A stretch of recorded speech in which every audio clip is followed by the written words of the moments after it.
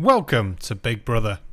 Daniel Pratt's been in the diary room every day this week, spouting some sort of crazy conspiracy about the cameras not being real and that Big Brother is really just a thing that's there to stop him spreading his shit on the internet.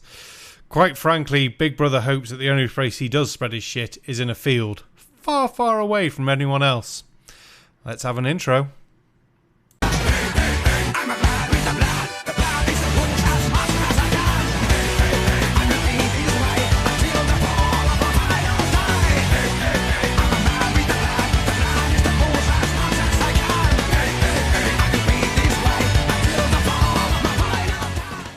Good evening, ladies and gentlemen. I am the sarcastic barman, and welcome to Pratt Week, Day 3.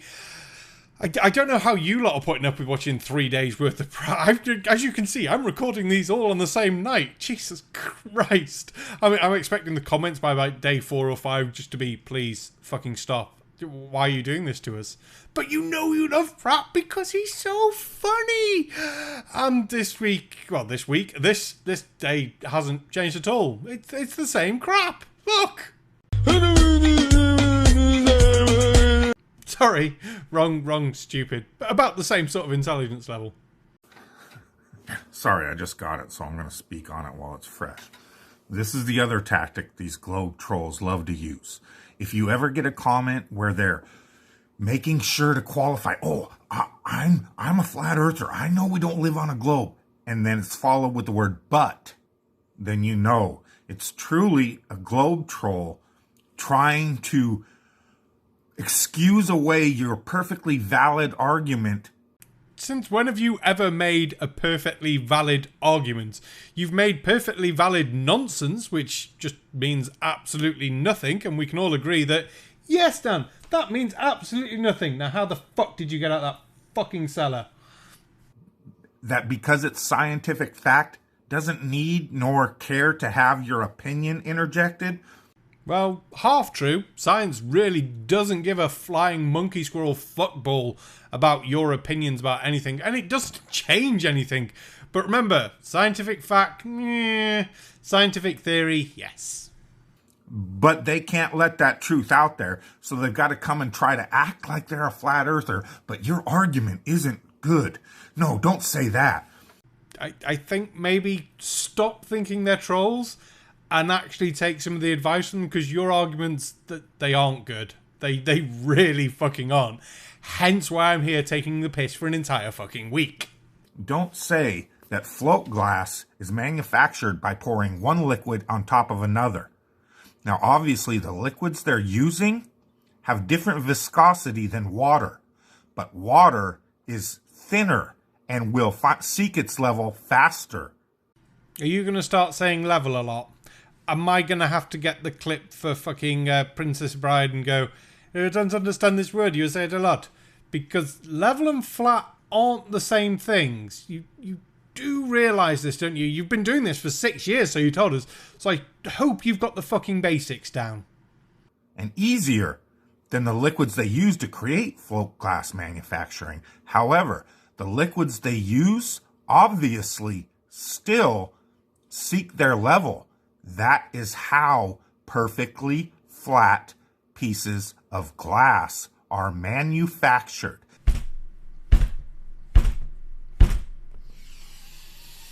Sorry, just trying to knock some sanity back into my brain. You are really not trying to make this fucking argument, are you? This is another proof that terrifies the Globe Cult members, to the point they will come and try to act like they're flat earthers, but stop using that argument because it destroys our globe. Now, are you sure they're globy trolly people, or are you, not thinking that maybe they are other actual flat earthers trying to point out to you that you're making a stupid fucking argument because you don't understand shit? I would probably go for the second one if I were you, because what are these tin baths are, 50 odd meters long? So yeah, that's fine. And what, you're going to say it's 8 inches per mile thereabouts, so on the 50 meters, that's going to be between bugger all and naff all of a difference. It's actually between there and there, because this is 0.4 centimeters and 0.8 centimeters. So yeah, fucking fuck all. A difference of fucking nothing, mate. And I can't believe you're trying to make this argument and that you would think that that tiny little bit of difference is going to make a huge difference to anything. Also forgetting that flat and level are still not the same fucking thing. Do you realize, Mr. Globetroll trying to act like a flat earther, that float glass manufacturing doesn't need your opinion to explain it? What explains it are the perfectly flat pieces of glass that are produced and used in the real world every day. Before you went down the rabbit hole of stupidity, did you look into float glass at all? Do you know that float glass has a difference from level between 20 and 200 nanometers on average? Because they understand that it's not perfectly flat. I mean, for start with, you're floating something on something else. Any sort of forces coming into effect, any sort of vibrations of the ground are going to cause vibrations in the liquid, which are going to cause those very slight imperfections. If you were going for precision perfectly flat, you wouldn't go for float glass. Look up why mirrors have to be perfectly flat, genius. Pretend flat earther. You okay, Vegeta? Yes, just an aneurysm out of sheer stupidity. Wow. I didn't think you were that stupid, Vegeta. Ah!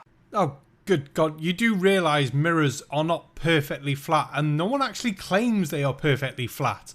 Your normal mirror might be 99% flat.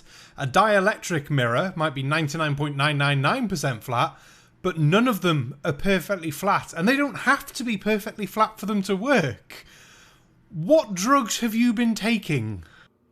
Because if there's so much as a slight degree of curvature added in, i.e. House of Mirrors, it distorts the image, genius. No, Daniel. The very, very slight off-perfect of a mirror is not going to distort your image. You do have to get a fair few degrees off to get a proper distorting House of Mirrors mirror, whether that be bending them inwards or pushing them outwards, concave, convex, and all that jazz. Just showing how little you actually understand about mirrors while trying to use glass and mirrors as proof of a flat earth, and it literally only proves that you're a moron. So once again, yes, float glass manufacturing is indeed a perfect proof for flat earth, and more people should use it because it is a real world, tangible example that they cannot deny or explain away with their wizardry word bullshit. What you just said is one of the most insanely idiotic things I have ever heard. At no point in your rambling, incoherent response were you even close to anything that could be considered a rational thought. It really isn't, is it? You really are barking up the wrong tree here, thinking, yes, I've got everyone, I've figured out all this shit, someone untie me from this water heater, I'm going to spread the truth! Without actually understanding that mirrors aren't perfectly flat, that you do need a reasonable amount of distortion on a mirror before you get distorted images, based on the scale you're thinking about and how things are actually flat. I mean, a mirror of 99.9% would be perfectly acceptable. A mirror of 94% would start showing fucking differences. But what you're not understanding is that tiny degree that we're getting, even on float glass, even on rolled glass, is not going to prove anything for you. And it just literally shows your basic lack of understanding or lack of research skills to look into this before you put this shit on the internet and go, yes, I win. No, you don't. Thanks a lot. But I'm a flat earther. Don't worry, Dan. We'll always understand that you're a flat earther. The pratty, stupid crap that comes out your mouth will prove that for us every day. Your lack of understanding will show it every fucking day. Oh, God, this is 3 down and 4 to go. Fuck my life. Ready for the next one. Don't forget to like, share, comment, subscribe down below. I've been the Sarcastic Barman. Big thank you to my Patreons, my members. I hope you've all been enjoying these videos a day early. And I shall see you all on the next one. Good night.